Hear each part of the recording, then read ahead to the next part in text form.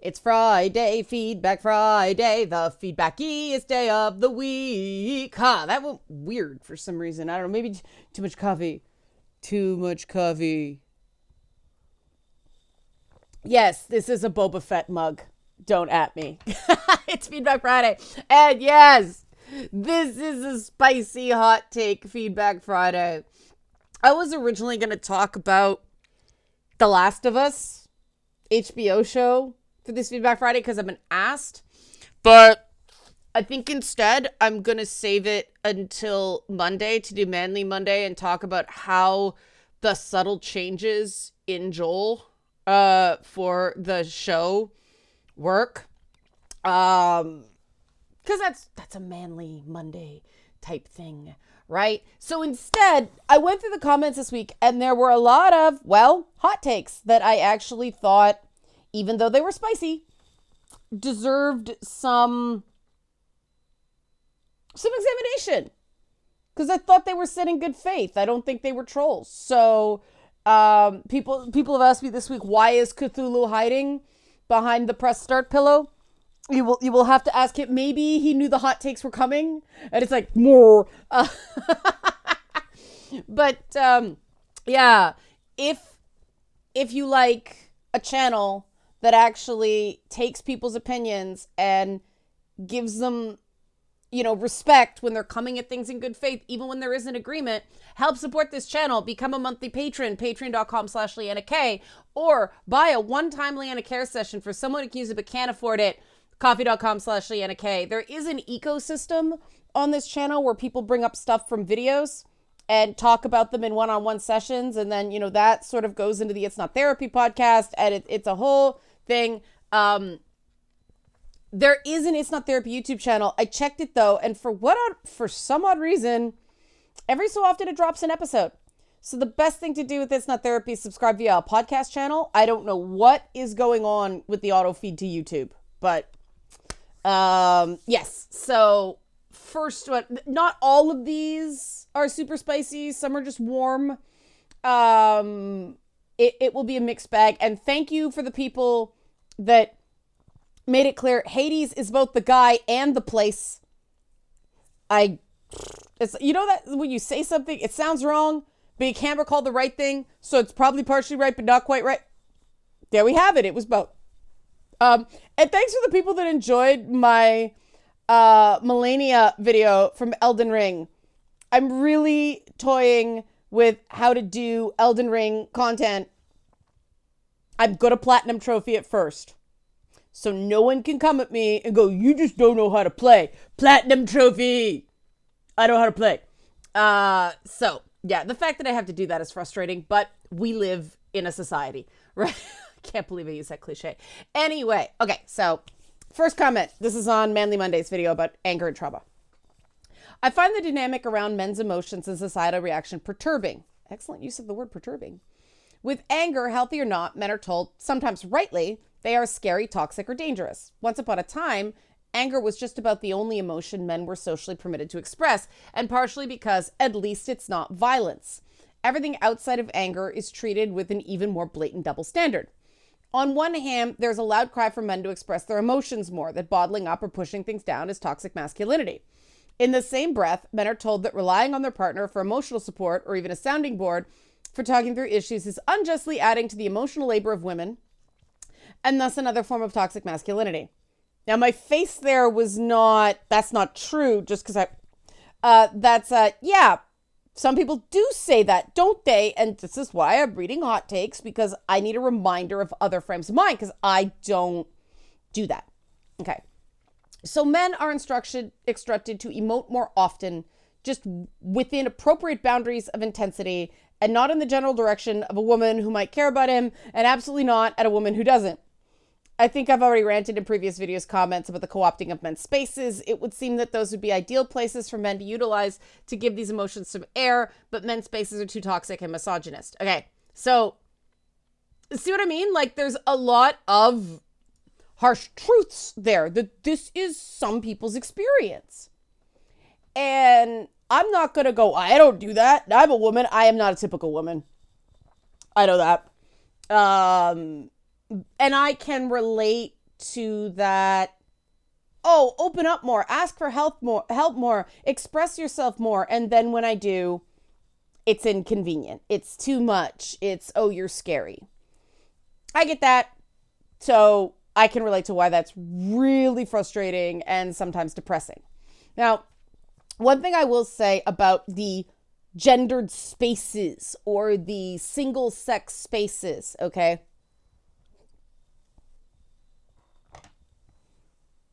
Not everyone wants the same things. So this idea of single sex spaces has to be something that's there for people who want them, but not the only option. So there must be space representative of the population for people to get the experience that is the most comfortable and in some cases the most healing for a given person, with the understanding that single sex spaces do not make you safe. They don't.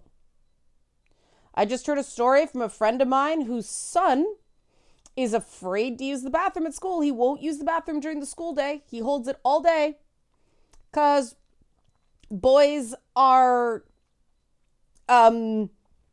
harassing other boys, including sexual harassing, in the school bathroom. If single sex spaces work, that wouldn't be happening. You know, single sex spaces are about comfort. The vast majority of my clients are men. And either they're more comfortable talking to a woman, they want practice talking to a woman, or their trauma is with a woman, and the way to heal is to get some validation from a woman. So men's only spaces are not always going to be the most comfortable for men to express emotions based on their personal history and just personal preference, right? I don't think we should treat it as weird or wrong if people prefer mixed company. And I say that as someone who, you know, my best friend in the 6th grade was a guy. One of my best friends in the 3rd grade was a different guy because I changed schools. And because of my interests, I've had guy friends all along. And that may be weird by society standards, but that's not weird by my standards. I just think more like the typical guy than the typical woman. Not that the guys I was hanging out with were typical, right? We were all nerds. But my reactions are inner Kratos, right?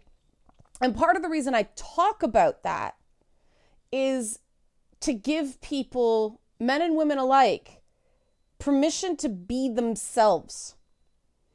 And if somebody has a problem with that, who you are, not what you do, you know, inappropriate behaviors, okay, fine. And I hate the word inappropriate, but behaviors that are doing more harm than good. Yeah, it's important to hear that. But it's always got to be men. It's always got to be women. It's always got to be this. It's always, no, it should never be all one way. Never, ever, ever, ever. So, you know, that's not really disagreeing with the comment. That's adding to the comment because it's Hot Take Friday.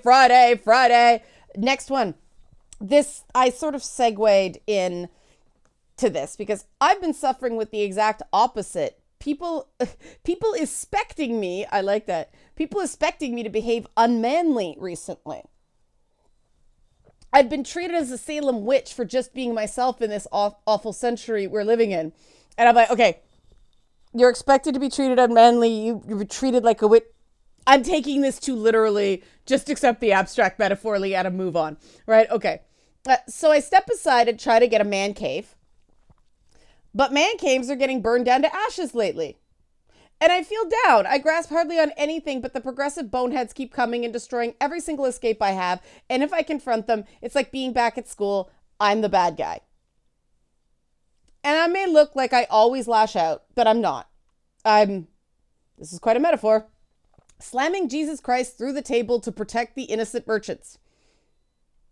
I want to protect the people who matter. Remember I said it was Hot Take Friday?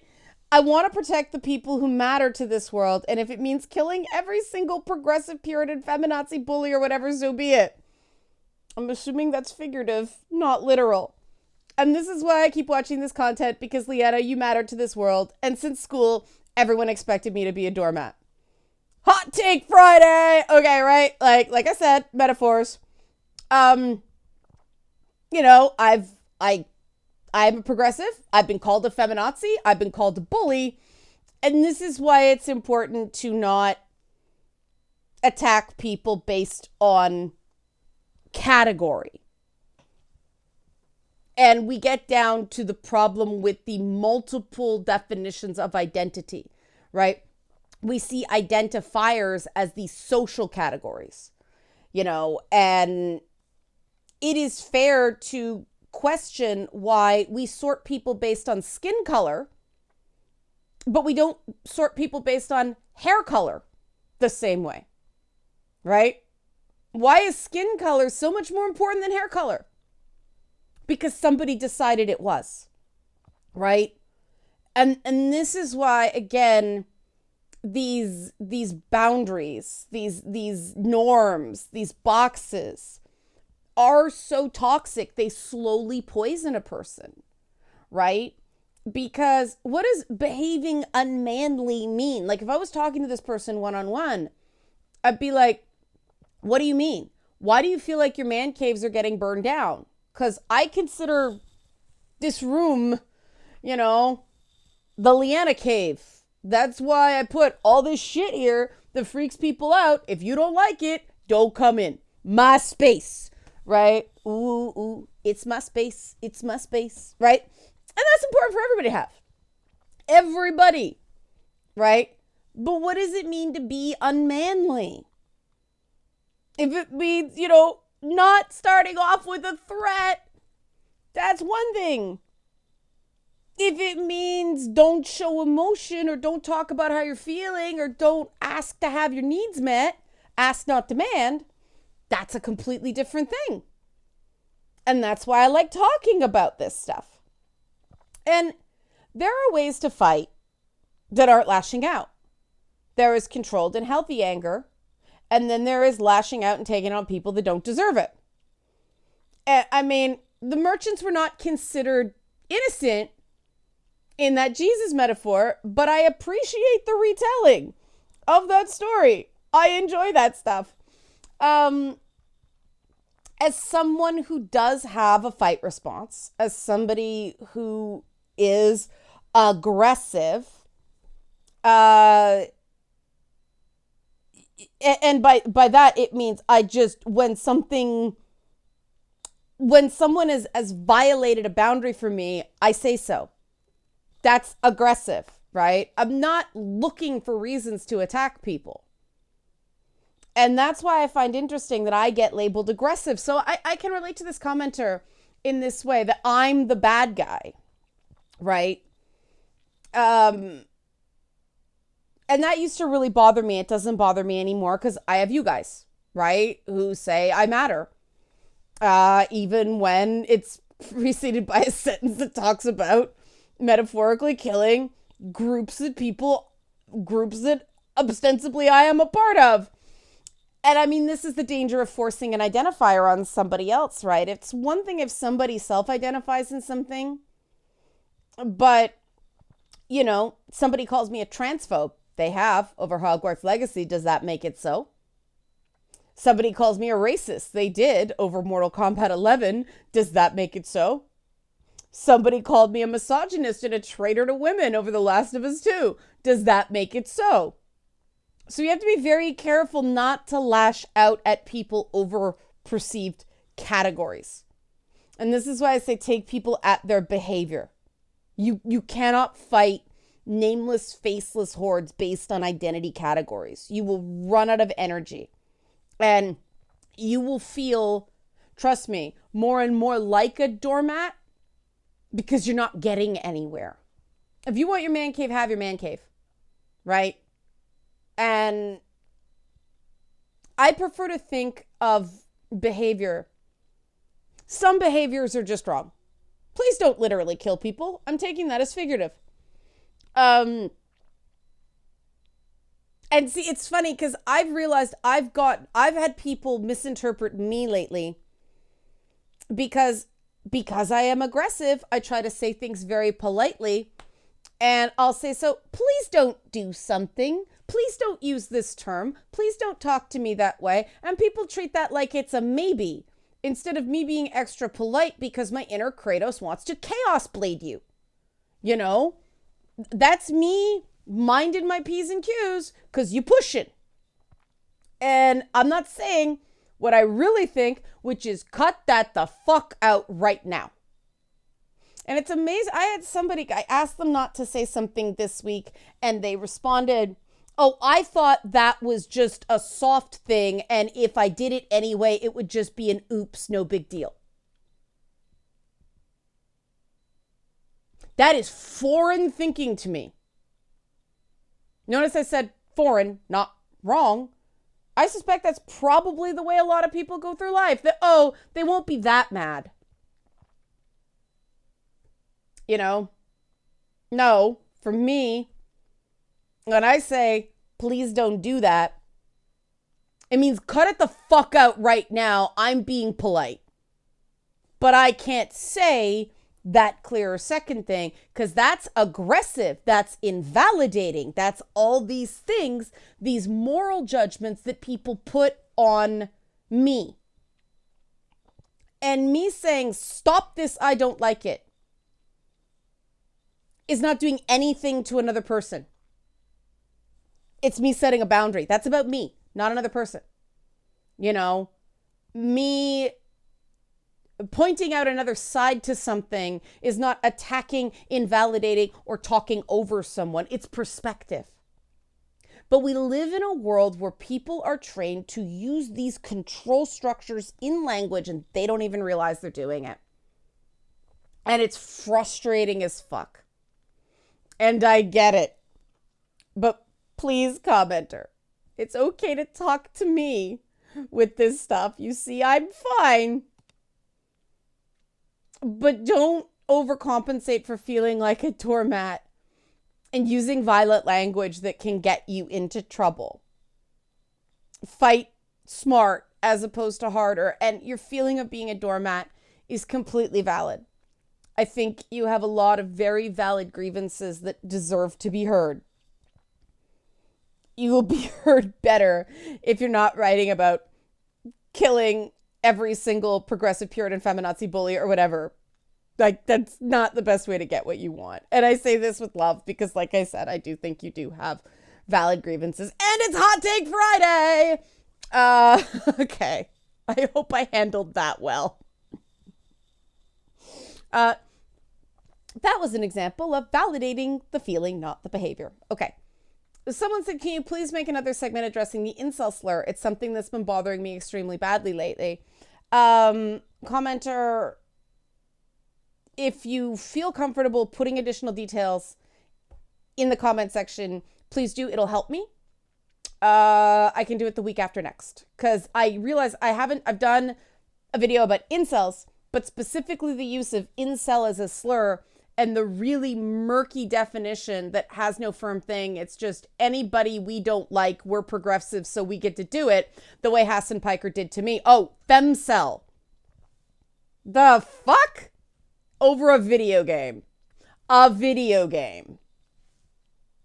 Over the line. But of course, he has a rich uncle and I don't. So he's allowed, right? And we move on. This one was like, okay. Everybody take a breath. Okay, everybody take a breath. We're going to get the vapors on this next one. But I thought it was well worded. Okay, and I think it's something that people need to hear. And this is something where it's, everybody has a point here. Cabbage Patch Face, right? That's fine. Okay, strap in. I have to push back a little on Chappelle. This is from Two Women Talking. I have to push back a little on Chappelle, meaning Dave Chappelle, because I know where he's coming from. And he has a point. You can outright kill black people, but don't dare hurt the feelings of LGBT people. I do not like how all of a sudden racism means nothing now, but transphobia is the death sentence. Dave Chappelle made a great point. The day primarily white people moved into claiming oppression means nobody else's struggle means anything. And I am reading this because I have heard this from people in private a lot, and this person had the guts to put it in public. Now, you do not have to agree with this. I want you to listen to it because this is something that happened with the use of the phrase "say her name" as well with some trans teens who died lately. And, black activists said, don't use that. That's ours. That was for Breonna Taylor. And trans activists, predominantly white trans activists, were like, what's the problem with us using it? It means the same thing to us. And then, of course, I believe she was Persian. Another death this week. She died by suicide because her parents basically kidnapped her and forcibly detransitioned her. So she's a trans woman of color. Can we say her name about her? But she wasn't killed by U.S. police, but she was taken by U.S. security. Where's the line? Right? And this stuff is tough. And these are the moments where it's very important to listen to the other side and recognize the sensitivities and adapt things so that you're heard instead of just clashing all the time.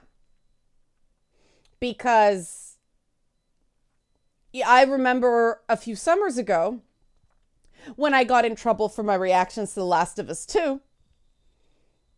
And one of the I hate this game moments was when you have to, as Ellie, actively press buttons to beat a mixed race woman to death using, I believe it's a pipe. You had no choice. And it was only a few months after George Floyd's murder. And I'm getting nauseous just talking about it. And that was a legitimate reaction I had. And me going, maybe this is too much. You hate women. You're this, crossing a synagogue. You hate women. I found that screenshot. By the way, I found it when I was doing some computer maintenance. I have it. It's there. It's real. I will not be gaslit anymore.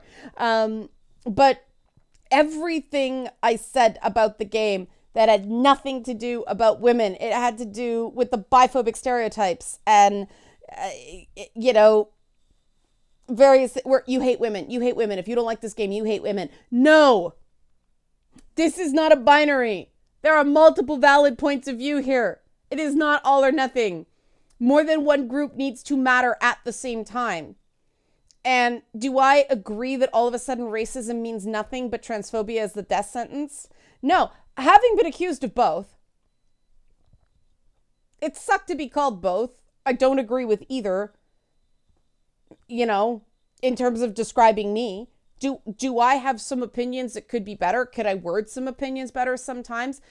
Yeah, but I keep asking people, what did I say that was transphobic? What did I say that was racist? And, well, the intent was clear, or, well, it was implied. It's like,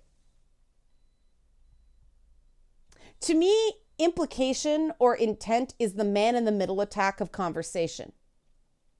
It's okay to challenge it, to say, it seems like you're implying this, and give the person a chance to go, no, I wasn't.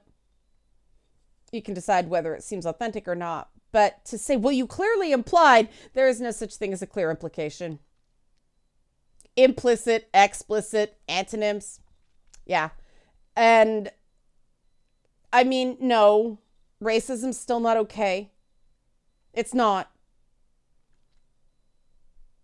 I think it's fair for someone to express this sentiment. And trans people are getting killed. Black people are getting killed. Black trans people are extra getting killed. Black Hispanic trans women are extra getting killed. There's an intersection point there. It's the Venn diagram is not two circles that don't touch at all.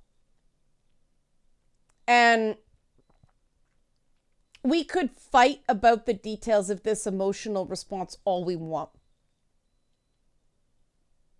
The same way we can fight about the details of people saying, if you play Hogwarts Legacy, I don't trust you anymore as a trans or non-binary person. We can fight about whether that's factual. Like that actually is something. I can't trust you, statement of fact. That's not what people said. If you play Hogwarts Legacy, you're a transphobe, right? We can fight about the facts of that statement until the cows come home. But we can do that and look at the emotional sentiment of that statement, which is what I translated it to. You know, I'm not comfortable with this. I have concerns. Why do you think it's okay to play this game? Now, the person may not care. They may not want to hear it right now, and that's fair too. Maybe not now is the time to have that conversation. But I think if we're all more aware, if on one side people look at the emotion behind a statement of fact that may not be 100% factual and validate the emotion, if not the facts, right? But also, let's be a bit more careful with the accusations, right? Let's watch the hyperbole. Let's take a moment to figure out what we really mean here and stick to what we can prove. Fair? Fair. All right. And now we're on the presumption of innocence for groups. And I keep coming back to this, because I think it's important as a point in thought. So we're going to do it again. Leanna, I think on the presumption of innocence, you miss that if that should apply to groups, then we don't need women's and men's spaces, because the assumption should always be that no man will harm any woman. We don't do that for groups normally, so why do it for trans? If we assume men could assault women and make rules about it, we should do the same for trans people, unless you want to treat trans people like not humans. We don't treat all men like criminals until they prove they're not. Because they can't prove they're not. That is why presumption of innocence applies to groups. And this is why I have a problem with the whole thing. We need single sex spaces based on anatomy because of, the one poison skittle. It's the one poison skittle argument. It is. That, was applied to Muslims. And now it's being applied to men via trans people. Bathrooms are not for safety. There is no force field around bathrooms. Bathrooms are for comfort and modesty. Period. End of story. They are not a safety feature. They are not. They're not. Historically, they were not. The reason bathrooms are gendered is because there were no ladies' rooms when public bathrooms were made. They were only for men. Because women were supposed to stay home, stay in the kitchen, right? So when they had to retrofit spaces for women, they had to put a ladies' room in because they already had the men's room. And they were built to cut down on gay sex and drug use. I'm serious. Look this up. That's why there's all that space. That's why the stalls don't go up and down to the ceiling. Because let's face it, if you're using those stalls, you're probably in there taking a shit. Do you want people to have, why aren't there, vents and wall-to-wall and sound baffling and right? The purpose built for only pseudo-privacy. Because they don't want dudes butt fucking in the bathroom. That was the purpose of bathroom designs. That's the purpose of urinals, right? Oh, be out in the open, so no sex. It might lead to dancing, right? That's sort of a joke that came from my maternal great-grandmother. That's the facts. So, no. The whole idea of gendered bathrooms from the beginning was that women were a subspecies, and any feminist who claims otherwise just doesn't know their history. They're making a presumption. But let's break down.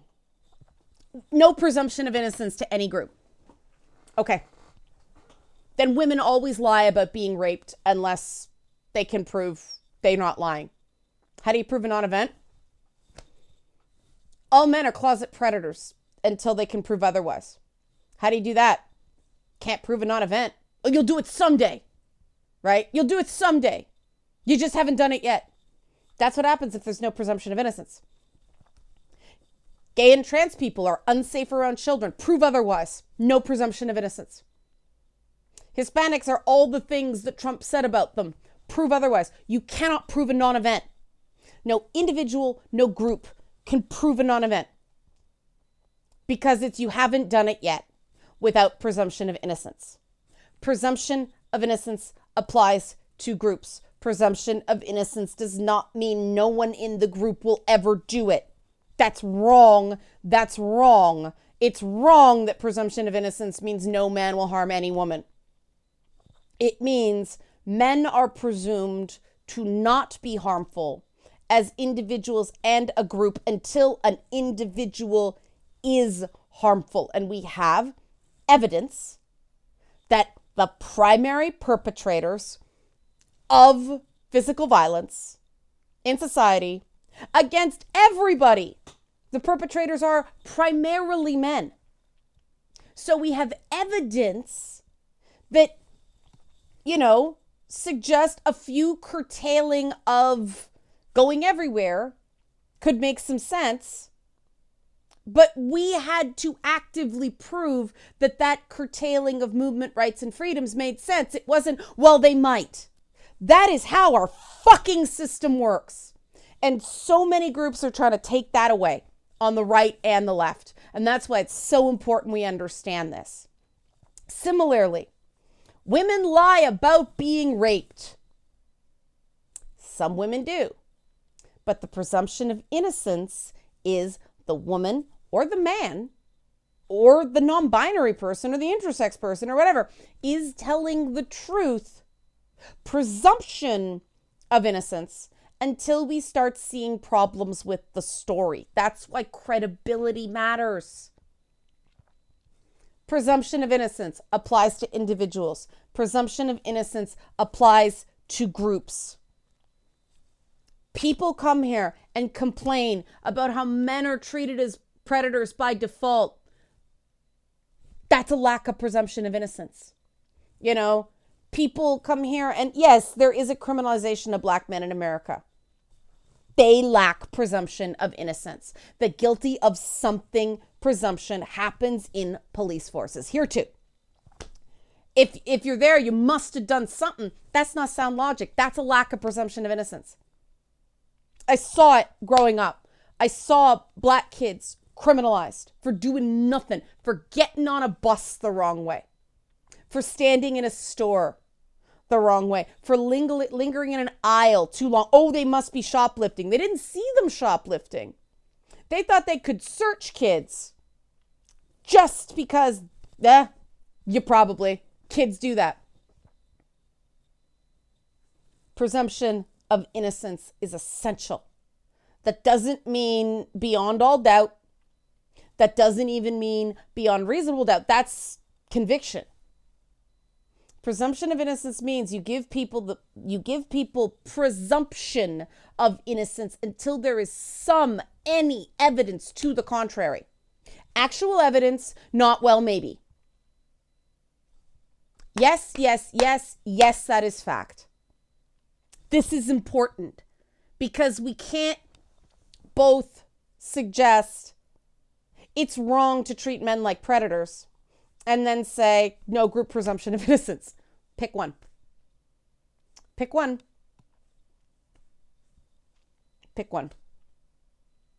I pick presumption of innocence. I think we can say some men are bad. We have to get better at screaming for the bad men. Some women are bad. We have to get better at screening for the bad men, women, and other people. But we don't presume people are bad until we see otherwise. Because every day, okay, I proved I did nothing wrong today. Well, you got to do it again tomorrow. Okay, I proved I did nothing wrong today. Well, you got to do it tomorrow. Okay, I proved that. How long? How long? How long does it take to actively prove your innocence? That's why we don't make people prove innocence. That's why we make people prove guilt. For groups, for individuals, for everybody. Period. Set, subset. All people. Groups are subset of all people. Venn fucking diagram. All people. Group. Individual. So yes, presumption of innocence applies to groups. Stop this. Hot take. And then there was some people talking about with Wellness Wednesday, and I'm way over time. But a couple people responded very strongly to, oh, wow, the thing about fawning. Like, this is how I behave. And that's a tough thing to recognize. And there's a very lengthy comment that I'm going to take pieces from. And this person rightly pointed out that it's not all or nothing, right? People can, in terms of freeze, fight, fawn, or flight, you can do a combination of them, right? I mean, there are times I freeze, in part because I'm trying not to fight. But there are times you're just shocked into doing nothing, right? So your primary instinct may be to fight, but sometimes you'll freeze. And sometimes you just want the fuck out of there.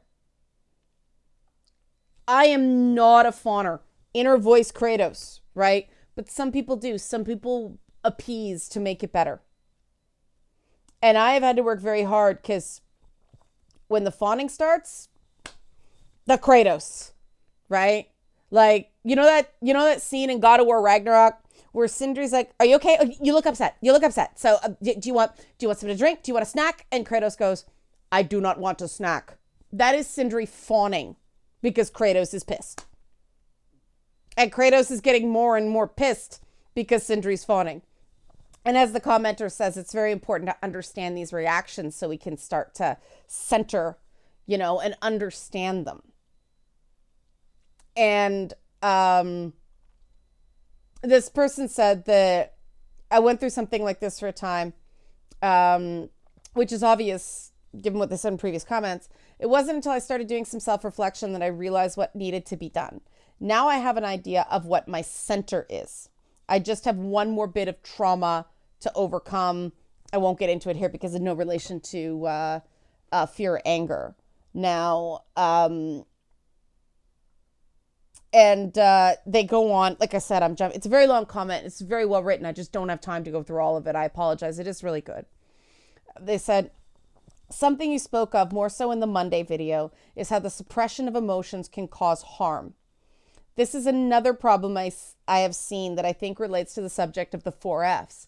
Instead of going for a means to release those emotions, people seek a means to suppress it. Then a situation occurs where they emotionally explode or implode. I think a subject on healthy outlets of emotion is needed. For some people, it can be a hobby or other activities. For me, rock and metal has provided a means of catharsis that I needed. Surprisingly, this I got from another cartoon, King of the Hill. Love King of the Hill. Hank saying how everyone needs a lawn, or basically something that relieves the stress rather than suppress it. Oddly, there was also an episode where Hank did try to suppress stress at the request of a counselor, and it only made things worse. I love King of the Hill. I love it. I love it. They said, and other comments back this up. This is a consistency with people who fawn. Makes me wonder how much of this, especially the fawning, comes from a fear of being isolated or ostracized. And they add, just because you have their attention doesn't mean they have their respect. And yes, a lot of people in the comments said that they fawn because they're afraid to lose what they have. And yeah, that's valid. The thing you have to watch with fawning is that, I'm being very careful how I put this. If you feel like you have to beg for someone to tolerate you, What are you losing by not having that anymore? Are you really losing anything? Or is it a friendship you never really had? You're just taking what you can get. And that is why we've been trying to get group stuff going for It's Not Therapy. We have settled on the topic, thanks to the patrons, of not beating yourself up as our first podcast / workshop. We're recording the podcast this weekend. I will see when I can get it up. The Bubbleheads podcast with the different Bubbleheads, the moderators, It's Not Therapy facilitators.